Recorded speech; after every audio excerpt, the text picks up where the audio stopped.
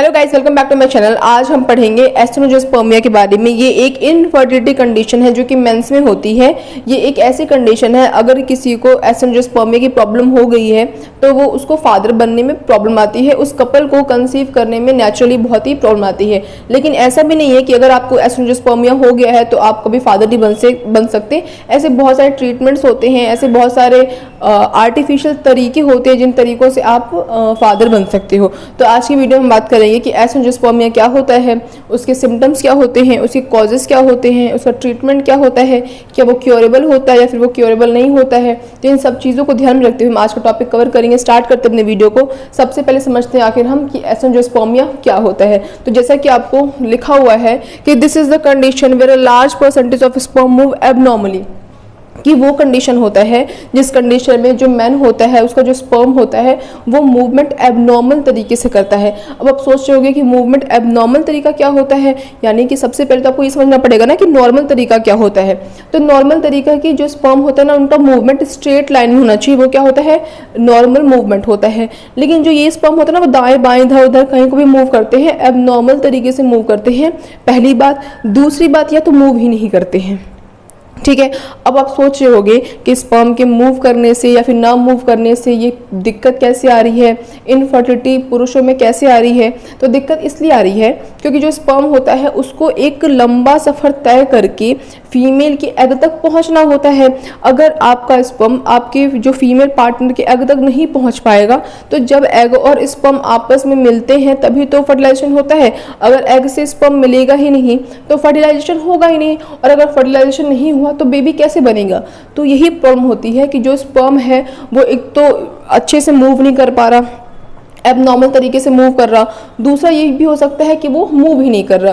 तो क्योंकि स्पर्म को मीलों का सफ़र तय करना होता है, इसलिए स्पर्म की अच्छी मूवमेंट, अच्छी मोटिलिटी होना बहुत ज़रूरी है। अगर आपके स्पर्म की क्वालिटी या फिर क्वांटिटी या फिर अगर क्वालिटी के अंदर ही इंक्लूड होता है मोटिलिटी अगर ख़राब है तो आपको नेचुरली कंसीव करने में, यानी कि आपके फीमेल पार्टनर को नेचुरली कंसीव करने में प्रॉब्लम हो सकती है, और 100% होगी। बहुत ही मुश्किलों, अगर बहुत ही रेयर चांस होता है जिसके अंदर फीमेल कोई प्रेग्नेंट हो जाती है। ठीक है। तो देखो आगे लिखा हुआ है that is does not move in a straight line or does not move at all। कह रहा है कि एबनॉर्मल मूवमेंट का मतलब ये होता है कि जो स्पर्म होता है वो तो या तो स्ट्रेट लाइन में मूव नहीं कर रहा या तो फिर वो मूवमेंट ही नहीं कर रहा है, मोटिलिटी ही इसकी जीरो है। नेक्स्ट कह रहा है it is an infertility condition in man where sperm produce sperm with low motility. कह रहा है ये एक इनफर्टिलिटी कंडीशन है जिसके अंदर जो मैन होते हैं वो स्पर्म का प्रोडक्शन तो करते हैं लेकिन उनकी मोटिलिटी, उनका जो मूवमेंट होता है वो बहुत ही बेकार होता है, वो बिल्कुल मूवमेंट शो नहीं करते हैं। अगर मूवमेंट शो नहीं करेंगे तो जाहिर सी बात है वो अपने फीमेल पार्टनर को प्रेग्नेंट नहीं कर पाएंगे, क्योंकि प्रेग्नेंट होने के लिए स्पर्म को बहुत ही लंबा सफ़र तय करके उसके बाद से फीमेल के एग्स को जाकर उससे मिलना होता है। अगर वो चल के जाएगा नहीं तो जाहिर सी बात है फीमेल का एग तो बाहर स्पर्म से मिलने नहीं आएगा ना, तो प्रेगनेंसी तो पॉसिबल बहुत ही मुश्किल है। नेक्स्ट कह रहा है कि it is essential requirement for natural conception, कि ये बहुत ही ज़रूरत है नेचुरल कंसेप्शन के लिए।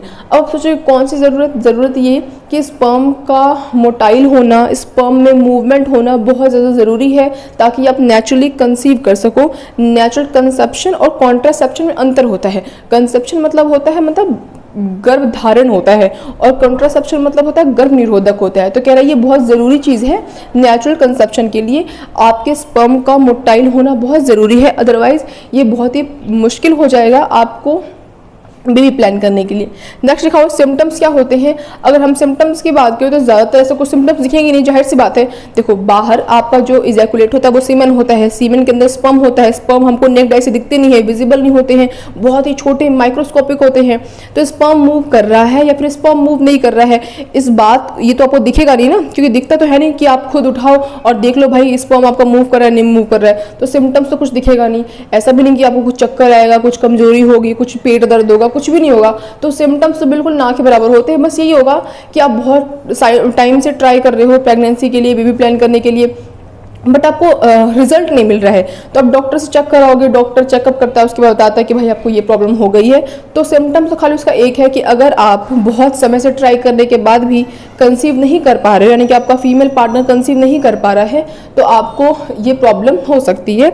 उस प्रॉब्लम का नाम क्या है, उसका लिखा हुआ है एस्टेनोजोस्पर्मिया। ठीक है, अब नेक्स्ट पढ़ते लिखा है कॉजेज। क्या कॉजेज होता है, तो ऐसा कुछ नोन कॉजेज नहीं है, बट फिर भी लाइफस्टाइल बहुत बेकार है, बहुत ड्रिंकिंग करते हो, बहुत स्मोकिंग करते हो, बहुत हैवी ड्रग्स यूज़ या फिर लेते हो, या फिर बहुत ही कुछ ऐसी मेडिकेशंस पे आप हो जिसमें ड्रग्स का यूज़ बहुत ज़्यादा है, या फिर बहुत स्ट्रॉन्ग मेडिकेशंस है, तो उस टाइम के लिए टेम्प्रेरी रूप से आपका स्पर्म की मोटिलिटी कम हो सकती है। अदरवाइज किसी तरह का कैंसर है तो कीमोथेरेपी ले रहे हो, रेडियोथेरेपी ले रहे हो, तो उस कंडीशन से भी क्या हो, उस कारण से भी क्या हो सकता है, आपके स्पर्म की मोटिलिटी जीरो हो सकती है। अदरवाइज ये बेसिकली लाइफस्टाइल के खराब होने के कारण से होता है। अगर आप अपनी लाइफस्टाइल सुधारोगे तो ऑटोमेटिक आपके स्पर्म की क्वालिटी क्वांटिटी दोनों बढ़ जाती है। अगर आपको जानना है कि आप किस तरीके से अपने स्पर्म की क्वालिटी और क्वांटिटी को बढ़ा सकते हो, तो डिस्क्रिप्शन में लिंक दे दूंगी, वहां पर जाकर आप चेकआउट कर लेना।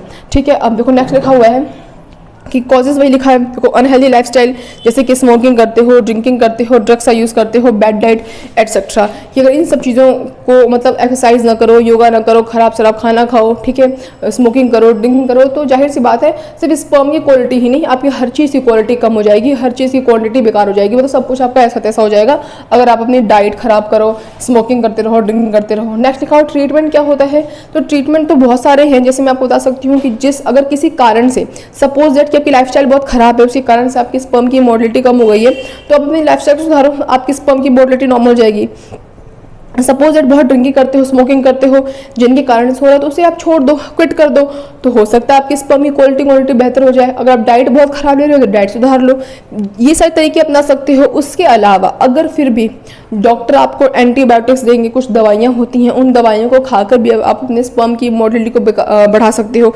लेकिन अगर बहुत ज़्यादा बेकार हो गए, आपका जो स्पर्म जो उसका जो मोटिलिटी रेट है वो बिल्कुल ख़त्म हो गया, ज़ीरो हो गया है, तो उस कंडीशन को ना इम्प्रूव करना थोड़ा मुश्किल जाता है। सपोज दैट कि मान लेते हैं स्पर्म थोड़ा बहुत मोटाइल हो भी गया, लेकिन उतना नहीं हो पाया ना जितने की ज़रूरत है। अब थोड़ा बहुत रेंगने से काम तो चल नहीं पाएगा, तो ज़्यादा स्पर्म की क्वालिटी अच्छी होनी चाहिए, मोटाइल होना चाहिए। तो अगर मान लो नहीं हो पा रहा है तो आप IVF का सहारा ले लो। IVF बहुत ट्रेंड में है, आपको IVF पता भी होगा।